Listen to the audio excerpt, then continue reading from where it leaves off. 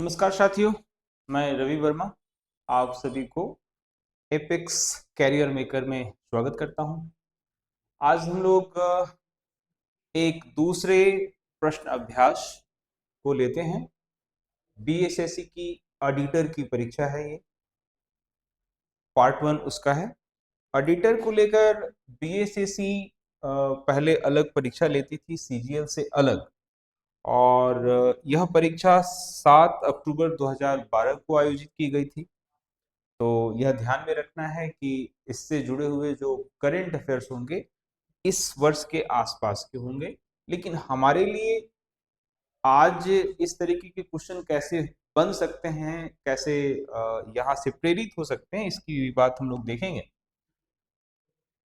उस समय जो ऑडिटर की परीक्षा बीएसएससी ने ली थी उसके लिए विशेष शैक्षणिक योग्यता बताई गई थी। जो अर्थशास्त्र या गणित में ग्रेजुएट थे वही अप्लाई कर सकते थे। इससे मिलता जुलता हुआ आज की डेट में परीक्षा बीएसएससी लेने जा रही है, वह है ब्लॉक स्टैटिस्टिकल ऑफिसर। तो ये भी एक मौका है, देखते हैं यहाँ से भी किस तरीके के प्रश्न पूछे गए हैं और आज की डेट में यदि बीएसएससी क्वेश्चन ले तो इससे कितने इंस्पायर्ड होते हैं। पहला प्रश्न है, हड़प्पा सभ्यता के औजार व हथियार अधिकतर बने होते थे। ये प्रश्न बार बार रिपीट मोड में है ना। तो हड़प्पा सभ्यता कैसी सभ्यता थी? हड़प्पा सभ्यता जो थी वो कांस्ययुगीन सभ्यता थी।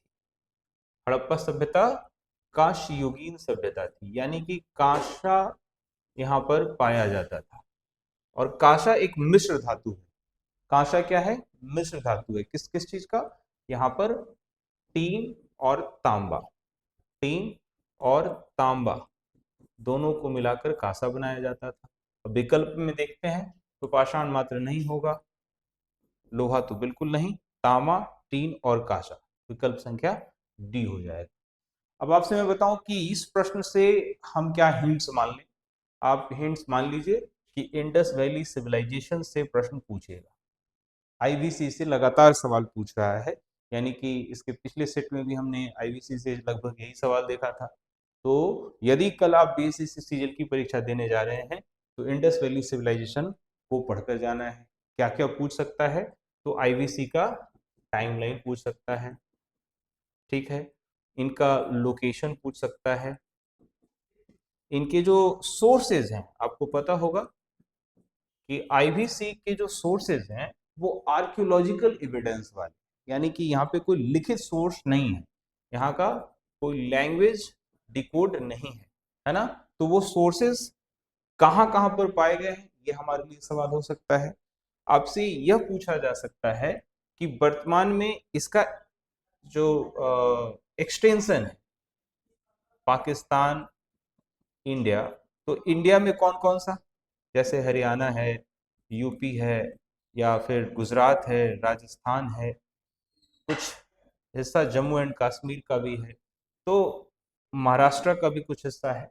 तो पाकिस्तान में कौन कौन सा, भारत में कौन कौन सा, वो कौन कौन से आईवीसी के लोकेशन, कौन कौन से आर्कियोलॉजिकल सोर्सेज, खास करके यहाँ की जो टाउन प्लानिंग है, टाउन प्लानिंग जो आईवीसी की पहचान है वो हमारे लिए महत्वपूर्ण है। इससे जुड़े हुए जो हिस्टोरियन है, इससे जुड़े हुए जो हिस्टोरियन है, जो भारतीय हैं या फिर बाहर के हैं, एएसआई इससे जुड़ा हुआ टॉपिक हो गया, आर्कियोलॉजिकल सर्वे ऑफ इंडिया। इसके फर्स्ट डीजी जो है, फर्स्ट डीजी अलेक्जेंडर कनिंघम है। अलेक्जेंडर कनिंघम, अलेक्जेंडर कनिंघम, तो ये हमारे लिए सवाल हो गए। जॉन मार्शल, जिन्होंने दुनिया के सामने इसके बारे में बताया था। तो इतने सारे तमाम बातें हैं जो आपको आईवीसी से जुड़े हुए हैं, जो प्रश्न के रूप में पूछे जाते रहे हैं, आपको ध्यान में रखना चाहिए, ये पूछे ही जाए। चलिए चलते हैं अगले प्रश्न की ओर। अगला प्रश्न है, निम्न में से वेदों का सही कालानुक्रमिक क्रम क्या है? यानी कि इंडस वैली सिविलाइजेशन के बाद भारतीय इतिहास में वैदिक एज आता है, ठीक है। उसमें जो सबसे पहला वेद है वह है ऋग्वेद।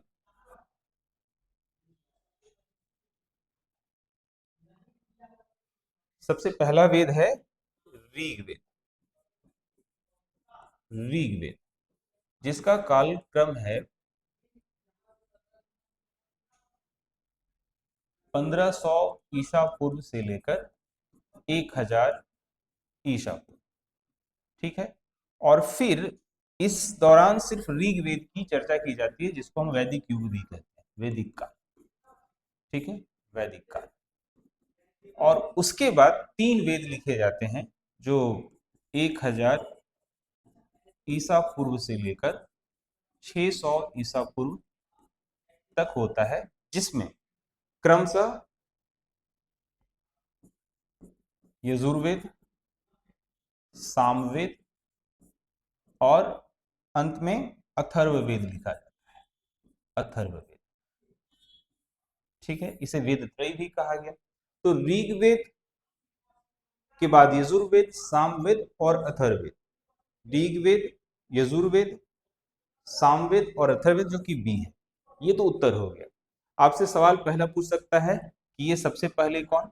तो ऋग्वेद चूंकि एक पुस्तक है, तो इसमें बहुत सारे मंत्र हैं। ये इसका विषय वस्तु क्या है, तो प्रकृति और प्रकृति की तत्वों की उपासना, जिसमें अग्नि, वायु, जल, साथ ही साथ इंद्र, इनकी पूजा। इससे संबंधित ऋग्वेद से संबंधित ये सवाल पूछा जा सकता है, इसमें कौन कौन से देवी देवता बहुत प्रमुख थे, है ना। सोम के बारे में भी चर्चा है, राइट। इसमें कुछ नदियों के नाम बहुत प्रमुख माने जाते हैं, जैसे गंगा नदी। यहाँ पर चर्चा नहीं है, जो आज की डेट में काफी पवित्र माना जाता है। उस समय सरस्वती नदी या सिंधु नदी को बहुत महत्वपूर्ण नदी तमास इस्तेमाल किया गया था, है ना। तो यह पूछा जा सकता है। इसके साथ साथ गायत्री मंत्र, जो ऋग्वेद से लिया गया था, गायत्री मंत्र की चर्चा इसमें है। कहाँ इसका लोकेशन है, कहाँ पर लिखा गया है, ये आपके लिए प्रश्न हो सकता है। ठीक है। इससे प्रश्न और पूछा जाता है बाकियों के भी, जैसे सामवेद म्यूजिक के लिए जाना जाता है, म्यूजिक के लिए। ठीक है। अथर्ववेद एक तरीके से कहा जाए तो ये विज्ञान भी है। आपको शरीर को स्वस्थ रखने के लिए मंत्र, है ना। स्वास्थ्य विज्ञान से जुड़ी हुई बातें इसके सब्जेक्ट मैटर है, स्वास्थ्य विज्ञान। ठीक है। तो कुछ ये वेदों से सही ये सवाल पूछे गए। इसके साथ साथ वेदों के उपवेद भी होते हैं, वहां से भी प्रश्न पूछते हैं। जैसे एक जो प्रीवियस ईयर पूछा गया है, ऋग्वेद का उपवेद। ऋग्वेद का उपवेद, जिसे काफी पॉपुलरली हम लोग जानते हैं आयुर्वेद के रूप में। ठीक है। मैं उम्मीद कर रहा हूं कि एक प्रश्न के साथ साथ बाकी पॉइंट्स को भी आप हिंट्स के रूप में लें और अपनी तैयारी को थोड़ा मजबूत करें। यहाँ पर मैं सिर्फ प्रश्नोत्तर नहीं करूंगा, बल्कि प्रश्न के साथ साथ जहां भी ऐसा मौका मिलेगा, मैं अन्य कंसेप्ट को भी बताता हुआ चलूंगा। चलते हैं अगले प्रश्न की ओर। हमारा अगला प्रश्न है, उपनिषदों को वेदांत के रूप में भी जाना जाता है, उनकी संख्या क्या है। देखिए, तो इस प्रश्न के अनुसार उपनिषदों की संख्या तो 108 है, लेकिन प्रमाणिक प्रमाणिक इसकी संख्या है 12। मैं उपनिषद के बारे में बताऊं, इसका शाब्दिक अर्थ जो है, शाब्दिक अर्थ है, शाब्दिक अर्थ है गुरु के समीप, गुरु के समीप बैठकर पढ़ना, बैठकर पढ़ना। ठीक है। यहां से सवाल ये भी पूछा। उसके अलावा उपनिषद जो है वो वर्तमान के भारत के लिए भी प्रेरणा स्रोत है। जैसे आपसे ये सवाल पूछेगा कि भारत का राष्ट्रीय वाक्य सत्यमेव जयते कहाँ से लिया गया है, तो ये मुंडक उपनिषद से लिया गया है, मुंडकोपनिषद से लिया गया है, मुंडकोपनिषद। ठीक है। उसी तरीके से यम नचिकेता संवाद, ये पूर्व में पूछे गए प्रश्न हैं। यम नचिकेता संवाद जो कठोपनिषद से लिया गया है।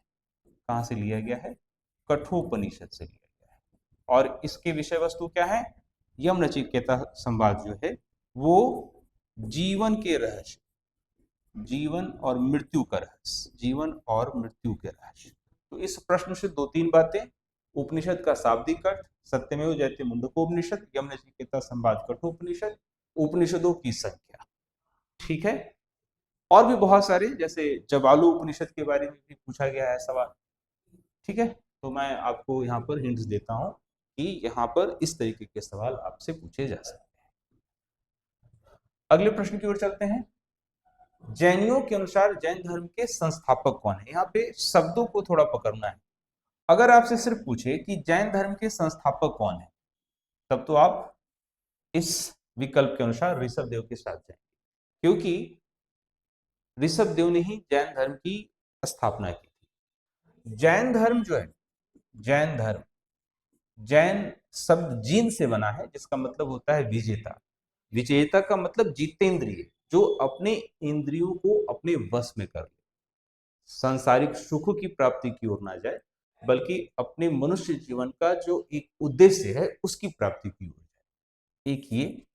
दूसरा, अगर यहां पर थोड़ा सा बदलाव कर दे और जैन धर्म का वास्तविक संस्थापक बोल दे, तब आपका उत्तर बदल जाएगा। और फिर महावीर स्वामी जो 24वें तीर्थंकर है, यहाँ पर जो शब्द इस्तेमाल किया जाता है तीर्थंकर, है ना, तीर्थंकर। तो हर जितनी भी धार्मिक परंपराएं हैं उनमें श्रेष्ठ व्यक्ति को अलग अलग नामों से देखा जाता है। जैन धर्म में आपको तीर्थंकर शब्द इस्तेमाल किया है। ठीक है, जैन धर्म के अनुसार वास्तविक संस्थापक अगर पूछते तो महावीर स्वामी, अगर ऐसे सिर्फ संस्थापक पूछ दे तो ऋषभ देव। ठीक है, बिहार की परीक्षा में जा रहे हैं तो मैं आपको बताऊं कि आपको महावीर स्वामी को पढ़कर जाना ही चाहिए, वहां से प्रश्न बनते ही बनते हैं, क्योंकि महावीर स्वामी एक बहुत बड़े नाम के रूप में स्वीकारे जा सकते हैं जैन धर्म के लिए। ठीक है, मैंने आपके सामने एक सूची यहाँ पर मैंने रख दी है, जो 24वें जितने भी तीर्थंकर हुए जैन धर्म के, उनके नाम है। ऋषभ देव प्रथम है, अजीत नाथ, संभवनाथ, अभिनंदन स्वामी, सुमतिनाथ, ऐसे करते हुए, और फिर महावीर स्वामी। एक यहाँ पर यह भी पूछता है कि जैन धर्म का टाइमलाइन क्या है, तो आपको मैं बताऊं कि जैन धर्म वैदिक एज के साथ साथ आगे बढ़ता है। कितनी दफा यह भी आपको यहाँ पर मिलेगा, एक एक ऐसे भी जैन धर्म के तीर्थंकर रहे हैं जो कृष्ण के समकालीन है। वासुदेव धर्म में ऐसा बताया जाता है, या भागवत धर्म में ऐसा बताया जाता है। ठीक है, अगले प्रश्न की ओर चलते हैं। प्राचीन भारत के प्रसिद्ध शासक जिसने अपने जीवन के अंत समय में जैन धर्म ग्रहण किया था। अब देखिए, बिहार की परीक्षा के लिए मैं बार बार कह रहा हूं कि कुछ टॉपिक्स इतने महत्वपूर्ण है कि वहां से सवाल आते ही आते हैं, और उनमें मौर्य सबसे इंपॉर्टेंट टॉपिक है। ठीक है, तो मौर्य के संस्थापक थे चंद्रगुप्त मौर्य।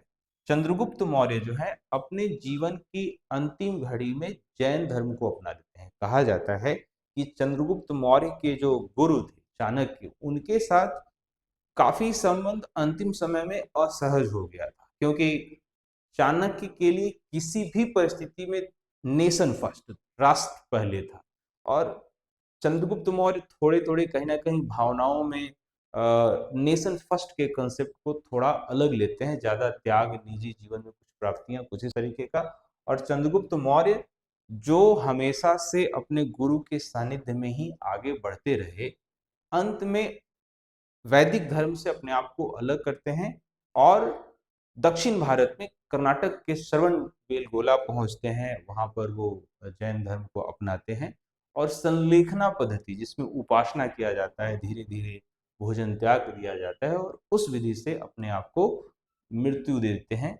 और यह जो उन्होंने शासन के बाद ये जो अपनाया था, तो अपने पुत्र के पक्ष में जो बिंदुसार है उसके पक्ष में ये सत्ता का त्याग करके आगे चले जाते हैं। तो आपको चंद्रगुप्त मौर्य को भी बढ़िया से करना चाहिए।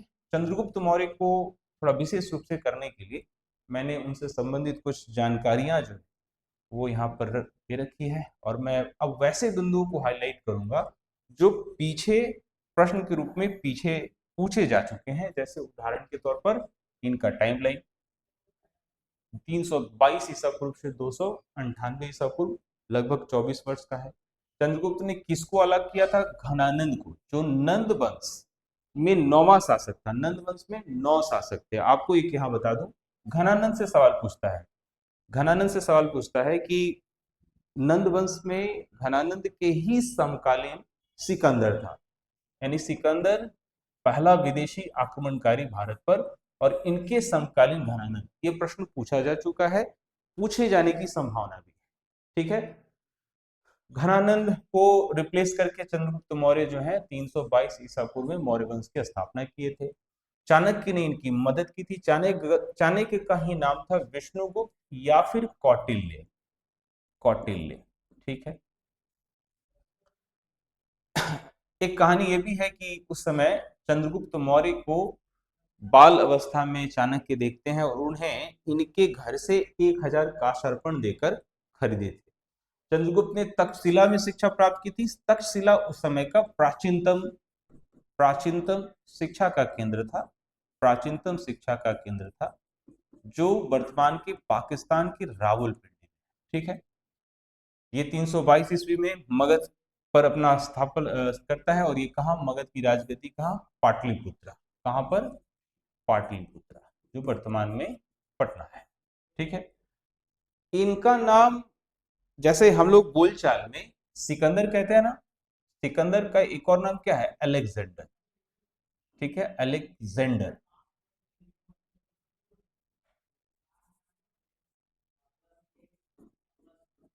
अलेक्जेंडर। उसी तरीके से चंद्रगुप्त का यूनानी भाषा में भी नाम, तो यूनानी इतिहासकारों ने चंद्रगुप्त मौर्य को सेंड्रोकोट्स कहा था। ये भी क्वेश्चन पूछा जा चुका है, सेंड्रोकोट्स या एंड्रोकोट्स। ठीक है, विलियम ने उसने बताया कि चंद्रगुप्त मौर्य ही सेंड्रोकोट्स था। ठीक है, और बाद में सेलुकस निकेटर को इन्होंने पराजित किया था। इनकी ही बेटी हेलेना से इनकी शादी हुई थी। ये सारे तथ्य जो हैं वो पूछे जाते रहे हैं। अर्थशास्त्र पुस्तक, जिसके लेखक चाणक्य को माना जाता है ना, और इसका संबंध राजनीति विज्ञान से है, अर्थशास्त्र का। ये भी प्रश्न है, ये प्रश्न तो यूपीएससी के प्रीलिम्स में पूछा जा चुका है कि अर्थशास्त्र का संबंध राजनीतिक विज्ञान से है। ठीक है, लिखने में ये अर्थशास्त्र, जैसे आज के विषय वस्तु इसके थोड़े अलग हैं, लेकिन उस समय ये अलग था। इसकी तुलना मैकियावेली की द प्रिंस से की जाती है। मैकियावेली इटली का रहने वाला था, और ये 17वीं शताब्दी, यानी वर्तमान के 1600 से 1700 के बीच इटालियन लैंग्वेज में इसे लिखा गया था, और द प्रिंस का भी सब्जेक्ट मैटर स्टेटक्राफ्ट ही था। ठीक है, चंद्रगुप्त मौर्य का आध्यात्मिक गुरु भद्रबाहु था, और यही भद्रबाहु जो है इन्हें जैन धर्म की दीक्षा दिलाता है, और दक्षिण भारत में ये जाते हैं, श्रवण बेलगोला जो कर्नाटक में है, वहां की पहाड़ियों पर गुजारते हैं, और संलेखना पद्धति से, संलेखना संलेखना पद्धति से ये अपने प्राप्त करते हैं। ठीक है, संलेखना पद्धति से अपने प्राप्त करते हैं। तो ये कुछ फैक्ट हैं जो चंद्रगुप्त मौर्य से मिलते हैं। यकीन मानिए, इस तरीके से आप अगर रिवाइज करेंगे आपको डायरेक्ट प्रश्न मिलेगा। समय काफी कम है, लगभग सारे एग्जामिनेशंस का डेट नोटिफाइड है, और कुछ दिन पहले, 1 या 2 दिन पहले जो कैबिनेट मीटिंग हुई है उसमें नीतीश कुमार ने स्पष्ट रूप से कहा है कि जितनी भी परीक्षाएं हैं वो उनका एक वार्षिक कैलेंडर हो और 1 वर्ष के अंदर हो। तो बहुत उम्मीद है, चाहे बीएसएससी की सीजीएल हो, बीएस हो, इंटरमीडिएट लेवल हो, बीपीएससी की एडीए हो, या अन्य जितनी परीक्षाएं हैं वो सब समय पर आयोजित की जाएंगी। तो कम समय में ज्यादा से ज्यादा कैसे आप कवर करेंगे, इसके लिए ये सबसे सटीक रणनीति है। आगे बढ़ते हैं। अशोक के शिलालेख लिखे गए हैं कितनी भाषाओं में?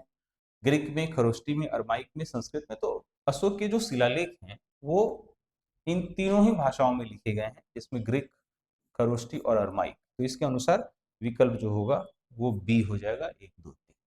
ठीक है, आगे चलते हैं। अब इससे थोड़ा सा एक जुड़ा हुआ तथ्य भी चर्चा कर लेते हैं। अशोक के बारे में आपको पता ही होगा कि भारत के लोग अशोक को लगभग भुला दिए गए थे।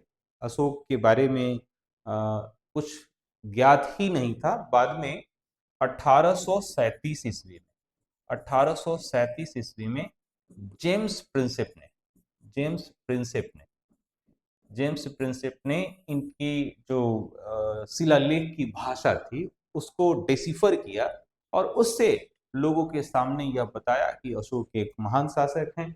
और हमारे लिए तो वर्तमान में ये बात जाने कि अशोक एक राष्ट्र के निर्माता के तौर पर हम देखते हैं आधुनिक समय में, तभी तो अशोक चिन्ह को हम राष्ट्रीय चिन्ह के रूप में इस्तेमाल करते हैं। यदि कहो कि आप ऑफिसर बनते हैं, क्लास 1 ऑफिसर, तो आपका जो लेटर पैड होगा उस पर अशोक का स्तंभ होगा। जो आईपीएस पदाधिकारी होते हैं अपने कंधे पे अशोक का स्तंभ लगाते हैं। तो अशोक का काफी महत्व है। इसीलिए अब चूंकि बिहार की परीक्षा है और मौर्य वंश और अशोक एक बहुत फेवरेट टॉपिक हो जाता है, राइट। और ऐसे ओवरऑल भी ब्राह्मी लिपि के अभिलेख गुजरात से प्राप्त हुए, यह भी एक सवाल के रूप में पूछा जा चुका है, आप इसे ध्यान से रखेंगे। ग्रीक व अरमाइक लिपि के अभिलेख कंधार व काबुल से तथा खरुष्टी के शाहबाज गढ़ी मन सेहरा जो पाकिस्तान में प्राप्त हुआ था। अभिलेख जैसे ब्राह्मी लिपि भारत में, खरोष्टी लिपि पाकिस्तान में, ग्रीक लिपि अफगानिस्तान में और अरमाइक भी अफगानिस्तान में। आपको मैं बताऊं कि जो ब्राह्मी लिपि है ये वैदिक काल में जो संस्कृत भाषा है, वैदिक काल में संस्कृत भाषा की लिपि थी। संस्कृत भाषा और इसकी लिपि क्या थी? ब्राह्मी थी, जो बाद में वर्तमान में संस्कृत भाषा की जो लिपि बन गई वो क्या बन गई? देवनागरी। ठीक है, तो ये कुछ बेसिक बात था। चलते हैं अगले प्रश्न की ओर। हमारा अगला प्रश्न है, पंचतंत्र लिखा गया। पंचतंत्र एक बहुत ही प्रसिद्ध पुस्तक है। पंचतंत्र में मोरल स्टोरीज, मुझे नहीं लगता कि कोई भी विद्यार्थी स्कूल के दिनों में पंचतंत्र की किसी न किसी कहानी को अपने पाठ्यक्रम में ना पढ़ा हो, जरूर ही पढ़ता है। तो पंचतंत्र एक ऐसा कहानी का संग्रह था जो एक थीम पर आधारित था, इसका एक मोरल वैल्यू होता था, है ना। और पंचतंत्र संभवतः पहली पुस्तक थी जो कई भाषाओं में अनुवादित हुई, कई भाषाओं में इसे लिखा गया, अनुवाद किया गया। और इसके लेखक जो हैं वो विष्णु शर्मा है। ठीक है, चलिए आगे बढ़ते हैं। निम्न में से कौन सा प्राचीनतम गुरुकुल है? प्राचीनतम गुरुकुल का मतलब हमारे जो विकल्प हैं उसके अनुसार, प्राचीनतम गुरुकुल के अनुसार जहां पढ़ाई किया जा सके वो तक्षशिला है। इसका लोकेशन अभी कुछ देर पहले मैंने बताया कि वर्तमान के पाकिस्तान के रावलपिंडी में है, राइट। और यहाँ पर राजनीतिक विज्ञान की पढ़ाई की जाती थी, यहीं से चंद्रगुप्त मौर्य, यहीं से चाणक्य। लेकिन कालांतर में ये सिर्फ जो तक्षशिला विश्वविद्यालय था ये शिक्षा के साथ साथ स्वास्थ्य का केंद्र भी था, स्वास्थ्य केंद्र, है ना। चलिए आगे बढ़ते हैं। निम्न में से कौन सा मंदिर को काला शिवालय कहा जाता है? काला शिवालय या फिर बहुत प्रसिद्ध शब्द जो है इसके लिए, काला शिवालय या फिर इसके लिए एक बहुत प्रसिद्ध शब्द है, इसे बोलते हैं ब्लैक पैगोडा। ब्लैक पैगोडा, ठीक है। और ब्लैक पैगोडा जो है वो डेडिकेटेड है सूर्य को लेकर, और दूसरा ये उड़ीसा में सिचुएटेड है। तो ये प्रश्न पूछा जा सकता है कि ये कहाँ पर सिचुएटेड है, किस देवता को समर्पित है, कहाँ पर है और किसके द्वारा बनाया गया, ये भी ध्यान देना है, किसके द्वारा। आश्चर्यजनक बात कि जो काला शिवालय या ब्लैक पैगोडा या सूर्य मंदिर कोणार्क में है, कोणार्क, ये कोई बहुत प्रसिद्ध वंशज के द्वारा नहीं, एक सामान्य सा, तो ये भी देख लेना है किसके द्वारा बनाया गया। ठीक है, बंगाल का प्राचीन नाम क्या था? देखिए 16 महाजनपद काल में जितने भी जगह हैं उनको आपको जानना है, उनकी राजधानी को भी जानना है। 16 महाजनपद राजधानी आपको याद करना है, ये एक बात। साथ ही साथ कभी कभी कुछ ऐसे प्रदेश होते हैं जिनका ऐतिहासिक दौर में नाम अलग होता है, जैसे असम। असम का नाम है कामरूप, ठीक है। श्रीलंका, श्रीलंका का नाम है अनुराधापुर, अनुराधापुरम या अनुराधापुर, तो ये आपको है।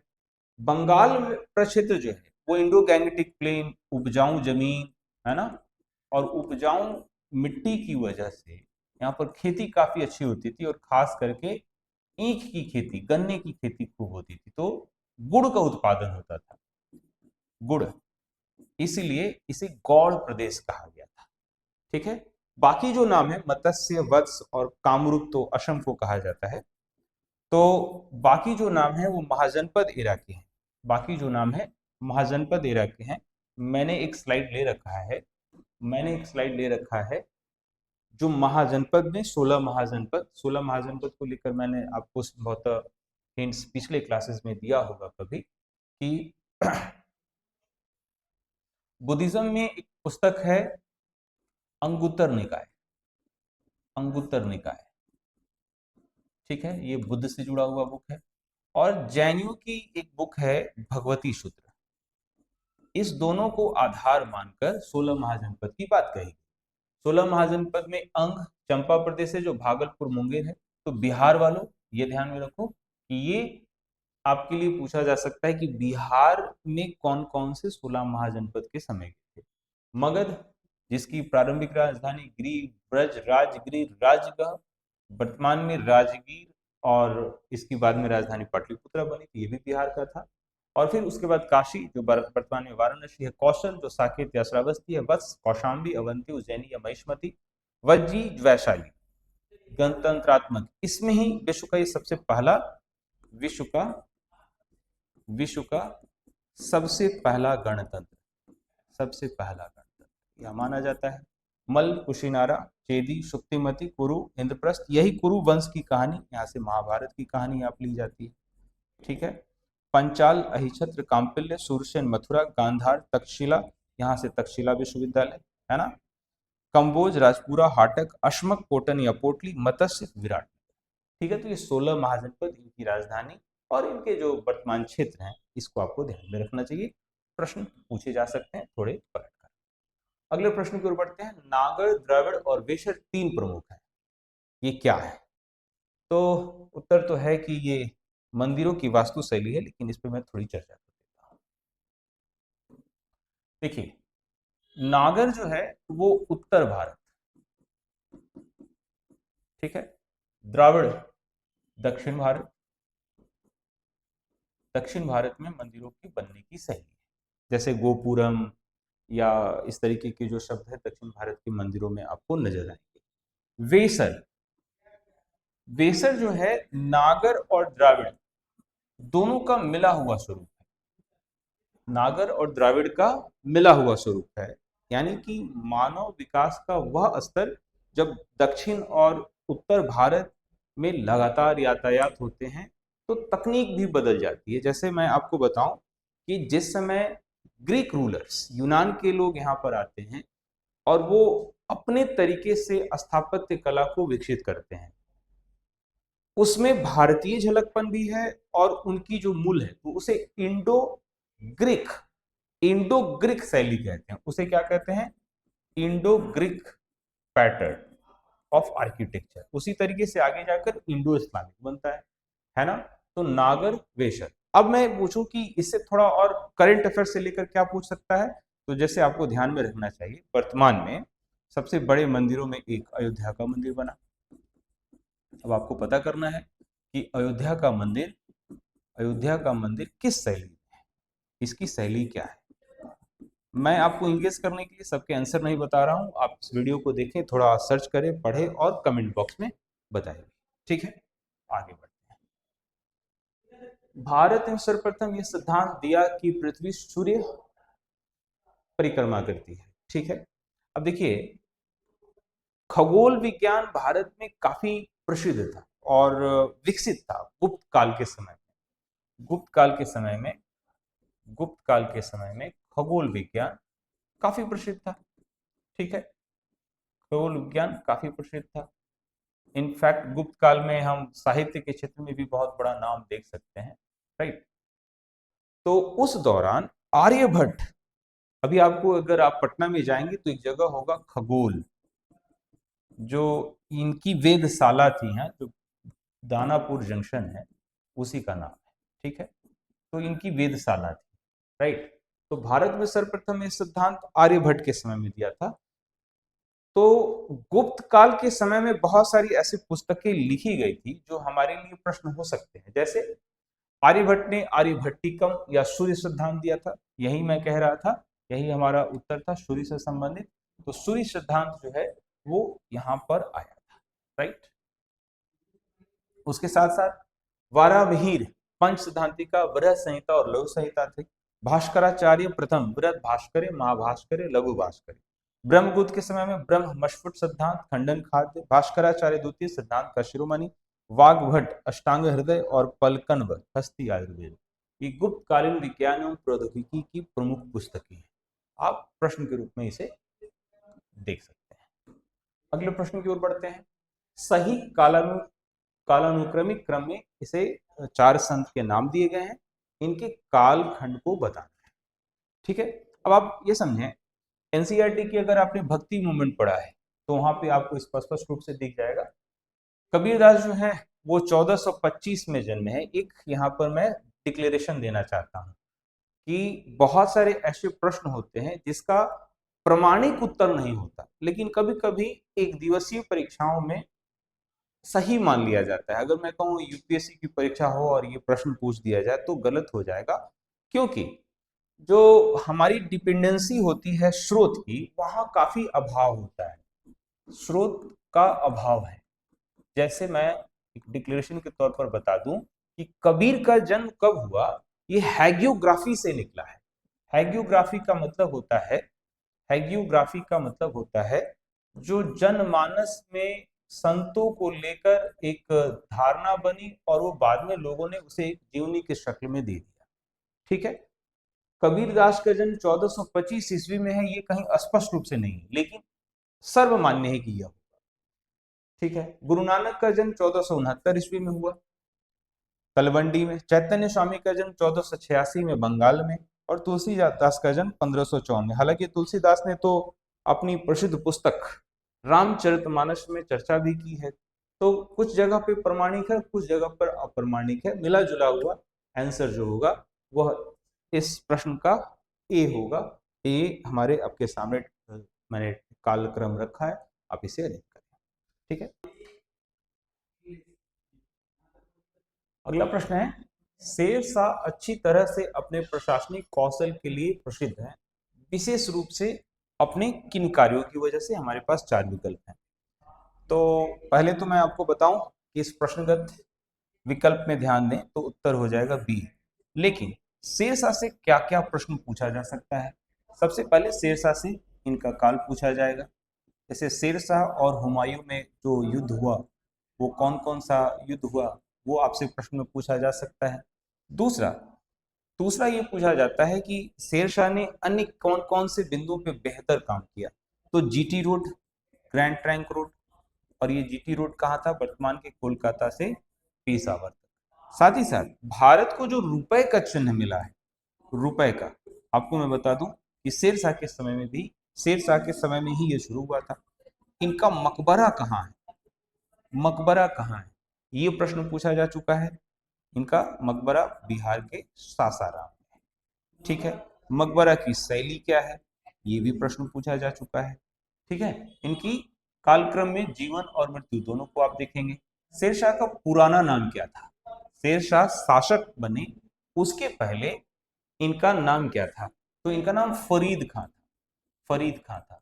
और शेरशाह जो है फरीद का लोहानी शासक के यहाँ काम करते थे, लोहानी शासक के यहाँ दरबारी थे।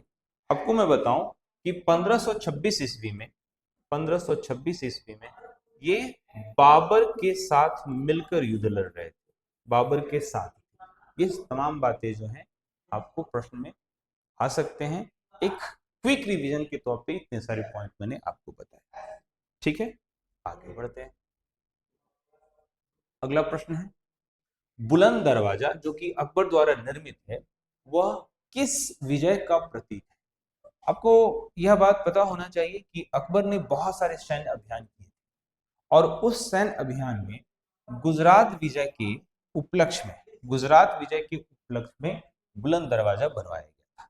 आपसे अकबर के द्वारा जितने भी सैन्य अभियान हैं उनको जानना चाहिए। क्विक रिवीजन के तौर पर मैं आपके सामने उसे भी रखूंगा। पहले बुलंद दरवाजा के बारे में जान ले कि ये मुगल सम्राट अकबर ने इसे बनाया था। कब बनाया था? 1573 ईस्वी में। एक प्रश्न मुझे याद आता है, क्योंकि बिहार की परीक्षाओं को लेकर मैं ज्यादा फोकस्ड हूँ, तो बिहार मुगल शासकों में कब शामिल हुआ? तो 1575-76 में ये बंगाल और बिहार का जो प्रक्षेत्र है, वो बंगाल एवं बिहार का जो प्रक्षेत्र है वो शामिल हुआ था। ठीक है। 1573 में बुलंद दरवाजा बना था। 1601 में ये पूर्णतः हुआ था। ये इसमें हिंदू और फारसी वास्तुकला का मिश्रण है, यानी कि इंडो इस्लामिक पैटर्न इसे आप मान सकते हैं। इंडो इस्लामिक आर्किटेक्चर का ये नमूना है। ठीक है।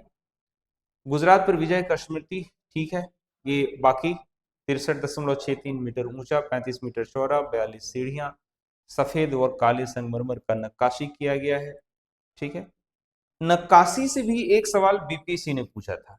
बीपीएससी ने एक सवाल नक्काशी से पूछा था जिसका नाम है पेट्रा ड्यूरा। पेट्रा ड्यूरा ये मार्बल पर बेशकीमती चमकीले पत्थर लगाने की शैली थी। ठीक है। ये प्रश्न है। चलते हैं अगले प्रश्न की ओर चलते हैं। अगला प्रश्न है बीवी का मकबरा। मकबरा है किसका? तो मकबरा तो पता ही होगा, जहाँ पे इस्लामिक धर्म के अनुसार जब किसी शासक को दफनाया जाता था या राजकीय घराने के लोग को दफनाया जाता था, उसे मकबरा कहते हैं। तो बीवी का मकबरा जो है वो औरंगजेब की पत्नी का है। इससे संबंधित सवाल क्या होता है आपको मैं बताऊं, इसे ताजमहल का नकल कहा जाता है। ताजमहल का नकल कहा जाता है। बड़ा आश्चर्यजनक बात ही है कि औरंगजेब ने अपने पिता के ऊपर यह आरोप लगाया था कि वित्तीय तौर पर देश काफी खराब है और उस समय आपने ताजमहल के निर्माण में करोड़ों रुपए लगा दिए, और यह आरोप लगाकर ही वो पिता पर धावा बोला, उन्हें गिरफ्तार किया, अपने बड़े भाई दारा सिकोह को मारा। लेकिन जब खुद उसकी बीवी का देहांत हुआ तो वो ताजमहल की प्रसिद्धि के मोहपाश से अपने आप को अलग नहीं कर सका और अपनी बीवी की याद में उसने एक मकबरा बनाया जिसका नाम बीवी का मकबरा रखा गया। इसे ताजमहल का नकल माना जाता है। ठीक है। आगे बढ़ते हैं। निम्नलिखित प्रदेशों में राज्यों में से एक है जो अकबर के शासन काल के अंतर्गत मुगल साम्राज्य की सीमाओं से बाहर था। यानी कि ये जो अकबर का शासनकाल, अकबर का शासनकाल कब से कब तक? 1556 से लेकर 1605 ईस्वी तक। यानी कि इस दौरान 1556 से 1605 ईस्वी तक, इस दौरान के मुगल शासक के समय में इनमें से ये कौन सा ऐसा जगह है जो नहीं था? अलग अलग समय में मुगलों ने भारत के ऊपर अपना विस्तार प्राप्त किया था। अकबर के समय में कौन? ठीक है। तो उन सभी जगहों की सूची मैं आपके साथ शेयर करता हूं। अलग अलग जगहों पर प्रश्न यह भी पूछा जाता है, जो अलग अलग सैन्य अभियान हुए थे उसमें कौन से मुगल सेनापति थे, है ना? जैसे मालवा, चुनापुर, आमेर, मेड़ता, गोंडवाना मध्य प्रदेश इसमें आता है। उस समय किस शासक को हराया और किस मुगल सेनापति वहां पर गया था, राइट? उसके बाद रणथंबोर, मेवाड़ जो काफी प्रसिद्ध है, चित्तौड़, राणा उदय सिंह, है ना? उसके बाद से रणथंबोर, सुरजन सिंह, कालिंजर, रामचंद्र, जोधपुर एवं बीकानेर, हल्दीघाटी, राणा प्रताप, ठीक है, और मुगलों की तरफ से मानसिंह और आशिफ खान गए। ठीक है। तो ये अलग 1575-76 में बंगाल, बिहार, दाऊद खां और मुनीब खां। यानी कि अब अगर बिहार में जा रहे हैं तो ये बात तो, यानी बिहार की परीक्षा के लिए आप जा रहे हैं तो ये बात तो जरूर ध्यान में रखना है, क्योंकि यहां से प्रश्न पूछा जा सकता है, राइट? चलते हैं अगले क्वेश्चन की ओर। अगला प्रश्न है, भारत आने वाला प्रथम यूरोपीय कौन था? प्रथम यूरोपीय तो पुर्तगाली है। 1498 ईस्वी में वास्को डी गामा भारत में आते हैं। आपको ये भी जान लेना चाहिए कि कौन कौन से यूरोपीय भारत में आए और उनका क्रम क्या था। तो उनका क्रम कुछ इस प्रकार से है। सबसे पहले पुर्तगाल, फिर हॉलैंड जिन्हें डच भी कहा जाता है, फिर इंग्लैंड, इंग्लैंड में पार्टिकुलर ईस्ट इंडिया कंपनी का स्थापना, डेनमार्क, फ्रांस, स्वीडन, ये सभी जो हैं इसी क्रम में आए। तो भारत में यूरोपीय सबसे पहले कौन आए? तो पुर्तगाली, और सबसे बाद में भी गए पुर्तगाली। गोवा के प्रक्षेत्र में ये रुके हुए थे, ऑपरेशन विजय चलाकर इन्हें हटा दिया था। राइट, चलते हैं अगले प्रश्न। भारत के प्रसिद्ध मयूर सिंहासन व कोहिनूर हीरे को ले गया था कौन? तो लेटर मुगल पीरियड में, यानी कि उत्तर मुगल कालीन दौर में, उत्तर मुगल कालीन दौर में ईरान का एक शासक था, ईरान का नादिर शाह, वही यहां से ले गया। हालांकि इसके बारे में कहा जाता है कि जिसने कोहिनूर हीरे को लिया वह सूट नहीं किया और वो बर्बाद हो गया। नादिर शाह का भी सत्ता जाता रहा, बाद में अहमद शाह अब्दाली आए, उनका भी सत्ता जाता रहा, फिर अंग्रेज उससे छीनकर भारत में आए और उनका भी सत्ता जाता रहा। ठीक है, अगला प्रश्न, सती प्रथा की रीति को अवैध घोषित किया था। अब सती प्रथा से 3-4 नाम है, 3-4 सवाल पूछे गए। कब? 1829 ईस्वी में। किसके द्वारा? तो लॉर्ड विलियम बेंटिंग के द्वारा, और भारत में राजा राम मोहन राय। राजा राम मोहन राय से क्या क्या सवाल पूछा है, मैं ठीक ठाक रिकॉल कर पा रहा हूं, पिछले सेट में मैंने बताया था। राजा की उपाधि अकबर द्वितीय के द्वारा, राम मोहन राय को, राजा राम मोहन राय को भारत का, आधुनिक भारत का जन्मदाता माना जाता है, इन्हीं के द्वारा ब्रह्म समाज की स्थापना, इनका देहांत यूरोप में, ये सभी तथ्य मैंने पिछले क्लासेस में, पिछले सेट में डिस्कस किया था। ठीक है, चलते हैं। ब्रिटिश संसद का प्रथम भारतीय सदस्य कौन था? ये सवाल बहुत शानदार है, क्योंकि इस सवाल से जो नाम आएगा उत्तर के तौर पर, वो हमारे लिए बहुत सारे सवाल दे जाता है। दादा भाई नौरोजी। दादा भाई नौरोजी से क्या क्या सवाल आएगा, उसे हम लोग थोड़े अगले स्लाइड में देखते हैं। दादा भाई नौरोजी से क्या क्या सवाल पूछा जा सकता है? सबसे पहला कि इन्हें great grand old man of India कहा जाता है, भारत का ग्रेट ग्रैंड ओल्ड मैन। पहला, ये आईएनसी के संस्थापक सदस्यों में से एक थे। ये आईएनसी की बैठक 3 बार अध्यक्षता इन्होंने की थी। इनकी बहुत प्रसिद्ध पुस्तक थी poverty and un-British rule in India. ठीक है, ये सारी बात। साथ ही साथ इनका जो अभी जो सवाल पूछा गया कि ये इंग्लैंड के लोअर हाउसेस के मेंबर थे। ठीक है, इन्होंने ही स्वराज का नारा सबसे पहले दिया। ठीक है, इनका टाइमलाइन 1892 से 95 तक के ब्रिटिश हाउस ऑफ कॉमन्स में लिबरल पार्टी के सदस्य थे, ये भी पूछा जा चुका है। ठीक है, इसके साथ साथ इन्होंने एक 1851 में प्रयास किया था रहमुनाई मजदाई से, ये मूलतः पारसी धर्म में शुद्धता को लेकर, पारसी धर्म को ठीक ठाक रखने को लेकर। तो दादा भाई नौरोजी से 4-5 सवाल, great grand old man of India, इनकी पुस्तक का नाम, आईएनसी में रहते हुए इनकी क्या योगदान, ये 3 बार बैठक किए थे अध्यक्ष के तौर पर वह। ठीक है, ये नरम विचारधारा के व्यक्ति माने जाते थे, नरम विचारधारा के व्यक्ति माने जाते थे। और एक जो इनका जो धार्मिक रहमुनाई मस्जिदाश ने, ये आपको ध्यान में रखना है, ये जिस पार्टी से थे, ब्रिटिश संसद में लिबरल पार्टी से ये संसद बने थे, यह भी प्रश्न पूछा जाता है। चलते हैं अगले प्रश्न की ओर। निम्न को काल क्रमानुसार व्यवस्थित कीजिए। ये तो इंफॉर्मेशन बेस्ड क्वेश्चन है, इसमें बहुत कुछ ज्यादा है नहीं। गांधी जी भारत आए थे 9 जनवरी 1915 को, और आपको मैं बताऊं इसी उपलक्ष्य में 9 जनवरी को एनआरआई दिवस मनाया जाता है, प्रवासी दिवस, एनआरआई डे या प्रवासी दिवस। ठीक है, लखनऊ समझौता 1916, इस समझौते से क्या हुआ था, मुस्लिम लीग और आईएनसी की जो दूरी थी वो खत्म हुई थी। साथ ही साथ क्या हुआ था, जो नरम दल और गरम दल अलग हुए थे ये हुआ था, है ना। इसी इसी अधिवेशन में गांधी को चंपारण के किसान राजकुमार शुक्ल ने इनको सुना था और चंपारण में आकर किसानों की समस्या को ठीक करने का न्योता दिया था। चंपारण मूवमेंट 1917 में हुआ था। प्रथम विश्व युद्ध का प्रारंभ 1914 से लेकर 19 तक चला था, तो 14 में ये शुरू हुआ था। अब आपको देख लेना है पहले कौन, पहले हो जाएगा 3 1 2 4, 3 1 2 4, जो विकल्प संख्या डी में है। ठीक है, तो हिस्ट्री को समझने के लिए कुछ कुछ ऐसे इंसिडेंट्स होते हैं, उनको आपको ध्यान में रखना पड़ेगा, उनके कालक्रम को समझना पड़ेगा। चलते हैं अगले प्रश्न की ओर। अगला प्रश्न है, निम्नलिखित आंदोलनों में से किस आंदोलन में वंदे मातरम का नारा अपनाया गया? ये बहुत बढ़िया क्वेश्चन है और मेरे तरफ से ये गेस है। क्या गेस है, मैं चर्चा करता हूं।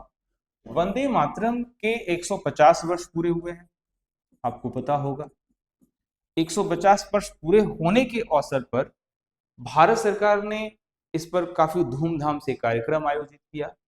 तो वंदे मातरम की क्या ऐतिहासिक पृष्ठभूमि रही, क्या योगदान रहा, ये सारे तथ्य आप जानकर जाइए। यहां से एक दो सवाल टकराने की बहुत उम्मीद है। बहरहाल इस प्रश्न के हिसाब से मैं उत्तर बता दूं कि 1905 में बंगाल विभाजन, 1905 में बंगाल विभाजन के दौरान स्वदेशी मूवमेंट चलाया गया था। कर्जन के समय में बंगाल को विभाजित किया गया था, ईस्ट बंगाल और वेस्ट बंगाल, और उस समय आपस में लोगों की एकता को संभालने के लिए, लोगों के बीच ये भावना जगाने के लिए वंदे मातरम शब्द कहा गया था। वंदे मातरम मूलतः आनंद मठ नामक पुस्तक से लिया गया था। आनंद मठ, जो कि बंकिम चंद्र चटर्जी के द्वारा, बंकिम चंद्र चटर्जी के द्वारा लिखित है। 1875 में ही वंदे मातरम लिखा गया है। इसके बारे में श्री अरविंद घोष ने, वंदे मातरम एक न्यूज़पेपर था, पत्रिका था, उसमें उन्होंने इसकी चर्चा की थी। राइट, उसी को आधार मानकर आज हम 2025 में इसके 150 साल होने की बात करते हैं। आपसे सवाल ये पूछा जा सकता है कि वंदे मातरम सबसे पहले कब गाया गया? राइट, ये सारे सवाल ठीक है, 1905। चलते हैं अगले प्रश्न की ओर चलते हैं। अगला प्रश्न है, लॉर्ड माउंटबेटन वायसराय के रूप में कार्य करने के लिए विशिष्ट निर्देश के साथ भारत आए। तो लॉर्ड माउंटबेटन को किसने भेजा था? क्लेमेंट एटली ने भेजा था। ठीक है, और मूल उद्देश्य क्या था कि 15 अगस्त 1947 में भारत तो आजाद होगा, लेकिन एक विभाजित स्वरूप में होगा।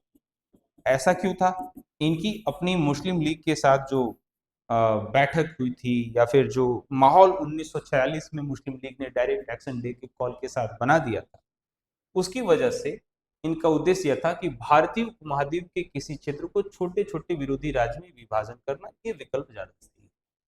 डॉक्टर राजेंद्र प्रसाद की एक पुस्तक है, डॉक्टर राजेंद्र प्रसाद की पुस्तक, मैं ये चर्चा इसलिए कर रहा हूँ कि ये भी प्रश्न के रूप में आ सकता है। भारत बिहार की ये पर्सनालिटी है, ऐसे तो भारत के ही सबसे बड़े पर्सनालिटी में से एक है, लेकिन बिहार की परीक्षा के लिए महत्वपूर्ण हो सकते हैं।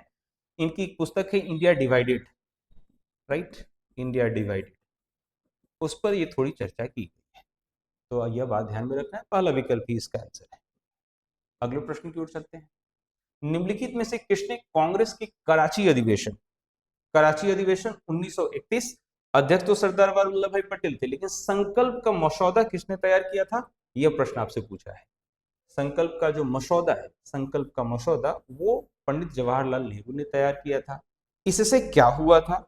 इससे Gandhi Irwin pact, Gandhi Irwin pact को लेकर बात बनी थी, राउंड टेबल कॉन्फ्रेंस को लेकर बात बनी थी। राइट, ये सारी बात यहां से बाहर निकल कर आई थी। चलते हैं अगले प्रश्न की ओर चलते हैं। निम्नलिखित में से किसे भारत क्रांति की मां के रूप में जाना जाता है? आपको मैं बताऊं कि भारत की स्वतंत्रता आंदोलन जो है वो भारतीय भूमि के साथ साथ दुनिया के दूसरे हिस्से में भी ये खूब हो रहा था। और भारत क्रांति के मां के स्वरूप में जो हमने टाइटल दे रखा था, मैडम भीखाजी कामा को दे रखा था। राइट, टाइटल के रूप में सरोजिनी नायडू का भी पूछा जाता है, नाइटिंगेल ऑफ इंडिया कहा जाता है। ठीक है, तो ये भी 3 दफा प्रश्न में पूछा जा चुका है ना। तो मैडम भीखाजी कामा, लेनिनग्राद में इन्होंने भारतीय स्वतंत्रता को लेकर काफी प्रचार किया, वहां पर इन्होंने वंदे मातरम का उद्घोष किया था। ये प्रश्न के उत्तर यहाँ पर मैडम भीखाजी कामा। अगले प्रश्न की ओर चलते हैं। यह जो कि समय में 2 घंटा 20 मिनट का अंतर होता हो, उनके देशांतर में अंतर कितना का होगा। ये भूगोल से सवाल लिया गया है। तो आपको मैं बता दूं कि 2 घंटा 20 मिनट का मतलब हो गया 140 मिनट, ठीक है। और 1 डिग्री में लगभग 4 मिनट का अंतर होता है, तो इस लिहाज से 35 डिग्री इसका आंसर हो जाएगा। 35 डिग्री का अंतर, ठीक है। ये क्या कहानी है, अब आपको पता ही होगा कि जैसे ये पृथ्वी है तो इसके 0 डिग्री को यहाँ लेते हैं, उसी तरीके से टाइम को लेने के लिए 0 डिग्री लेते हैं जो ग्रीनविच से पास करता है। भारत यहाँ पर है और भारत लगभग 32.5 लगभग 5.5 घंटे का यहाँ पर 82 82.5 डिग्री भारत का समय रेखा पार करता है और 0 से इतना लगभग 5.5 घंटे का अंतर होता है। ये तथ्य आप लोग पढ़े होंगे, बहुत बेसिक बात है। चलते हैं अगले प्रश्न की ओर बढ़ते हैं। पृथ्वी सूर्य से अधिकतम दूरी एपिहेलियन पर होती है। अब देखिए, ये जो अधिकतम दूरी की बात होती है, इसको लेकर एक घटनाक्रम है, उसको पहले मैं समझाता हूँ, फिर मैं यहाँ पर आऊंगा। तो आपको पता होगा कि सूर्य जो है वो पृथ्वी के चारों तरफ चक्कर तो लगाता है, लेकिन ये गोलाकार नहीं है, बल्कि ये जो है वो एक ऑर्बिट है। जो दो ऐसी स्थिति आती है जो सूर्य से मैक्सिमम दूरी होती है। जब शीत ऋतु में ये दूरी जाती है तो उसे पेरीहेलियन कहते हैं, और जब ये गर्मी के समय में आती है, ग्रीष्म ऋतु में, तो उसे एपीहेलियन कहते हैं। अब आपका जो प्रश्न है वहां पर मैं चलता हूं, ध्यान में रखना है। जो जाड़े के समय में पेरीहेलियन और गर्मी के समय में एपीहेलियन, राइट। हमारा सवाल क्या था, हमारा सवाल था पेरीहेलियन वाला, सॉरी एपीहेलियन वाला। उसके हिसाब से जो विकल्प होगा, जो यहाँ पर उत्तर होगा वो 4 जुलाई होगा। 4 जुलाई होगा। जो जनवरी में सबसे ज्यादा दूरी होता है वो 3 जनवरी होता है, लेकिन वो एपीहेलियन ना होके पेरीहेलियन होता है, ठीक है। आगे बढ़ते हैं। अगला प्रश्न है, ध्रुव क्षेत्रों में अति तेज व बर्फीली ठंडी बहने वाली वायु। तो ज्योग्राफी में एक टॉपिक है विश्व की हवाएं, विश्व के विंड्स। तो उसमें गर्म हवाएं होती हैं और ठंडी हवाएं होती हैं। जैसे भारत में गर्म हवाएं लू, अमेरिका में गर्म हवाएं चिनूक।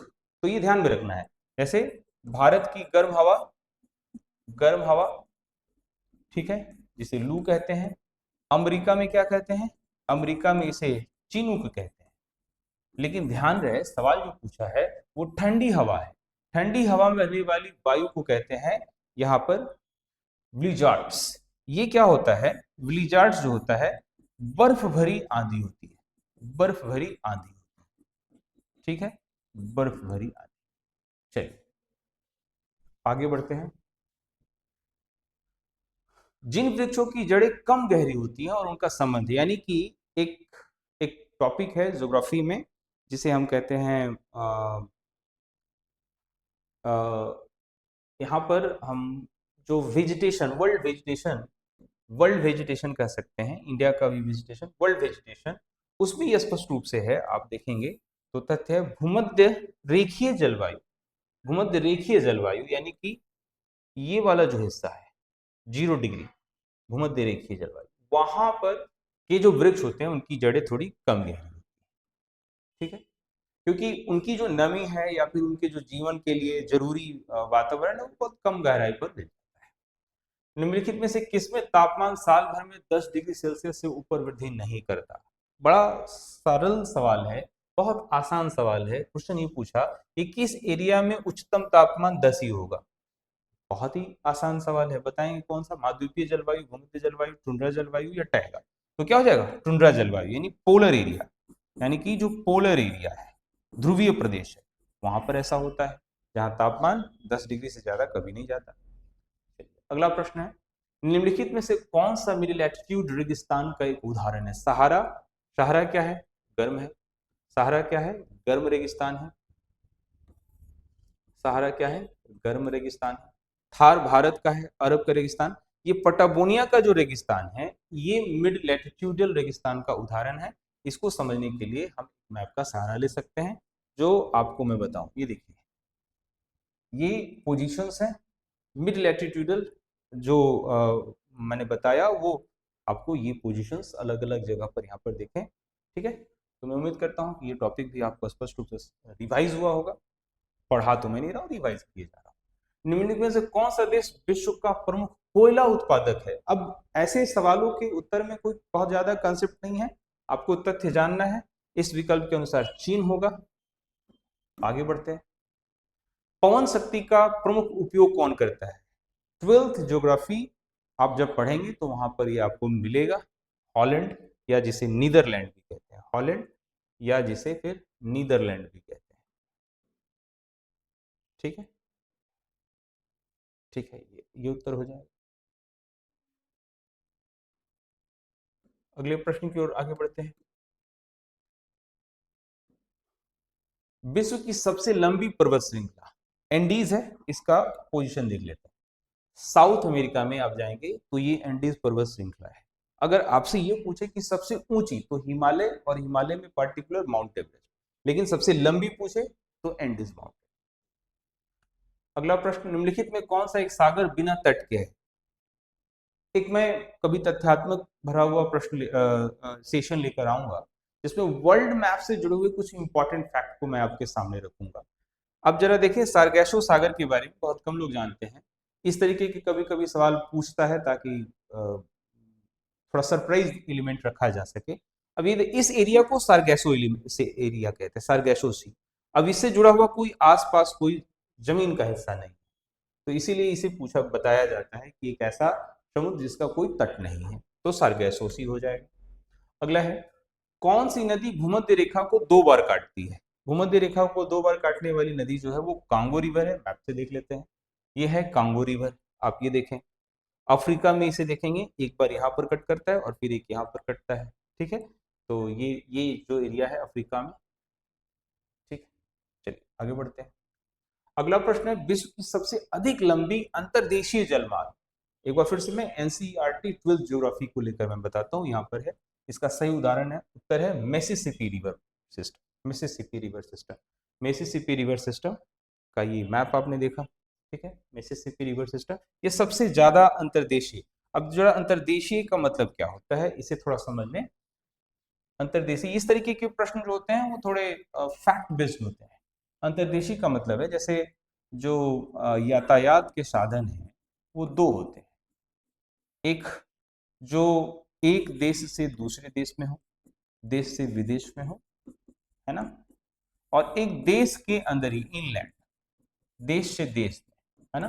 तो इस देश से देश में जो है ना सबसे ज्यादा मिसिसिपी, राइट। जैसे भारत में ही अगर गंगा नदी तंत्र को छोड़ दिया जाए तो कोई ऐसा नदी तंत्र नहीं है जो बहुत ज्यादा आपको जमीन में ले जाए, अन्य राज्यों से जोड़े, राइट। तो ऐसा मिसिसिपी है जो सबसे ज्यादा एरिया को कवर करता है। अगले प्रश्न की ओर चलते हैं। इतना आज के सेशन में इतना ही था। ठीक है, तो हम लोगों ने एडिटर की परीक्षा को लेकर पहले 40 प्रश्न जो हैं आपके सामने रखे, जो जीएस के थे। 40 प्रश्नों का एक और सेगमेंट अगले सेशन में रखेंगे। तब तक के लिए धन्यवाद।